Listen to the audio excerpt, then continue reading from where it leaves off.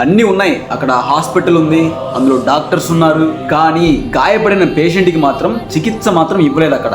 ఈ incident July 27న Uttar Pradesh మీరాట్ లో జరిగిన ఒక పెద్ద దారుణం అని చెప్పాలి. ఒక 30 ఏళ్ల వ్యక్తి రోడ్డు ప్రమాదంలో బాగా గాయపడి బాగా రక్తం కారిపోతూ సహాయం కావాలని చెప్పి LLRM మెడికల్ కాలేజీ ఎమర్జెన్సీ హాస్పిటల్కి అయితే వచ్చాడు. కానీ అక్కడ ఉన్న డాక్టర్లు ఏం చేశారు తెలుసా? ఒకవైపు రక్తం కారుతూ అక్కడ పేషెంట్ వాళ్ళందరూ ఉన్నా కూడా ఏసీ ఆన్ చేసుకొని ఆ టేబుల్ మీద తన కాళ్ళు పెట్టుకొని అక్కడ సిబ్బందులు ఎంత లేపినా కూడా లేవకుండా ఉన్నాడు. ఎంత నిర్లక్ష్యం ఇది! ఆ గాయపడిన వ్యక్తి హాస్పిటల్ యొక్క స్ట్రెచ్చర్ మీద రక్తం కారుతూ పడుకుంటే అట్లీస్ట్ ఆయన అరుపులకి ఏమైందా అని చెప్పేసి కన్ను కూడా తెరవలేదు. ఆ గాయపడిన వ్యక్తికి రాత్రంతా రక్తం పోయి మార్నింగ్ 7 గంటలకి ఆ ప్రాంతాన తను చనిపోయాడు.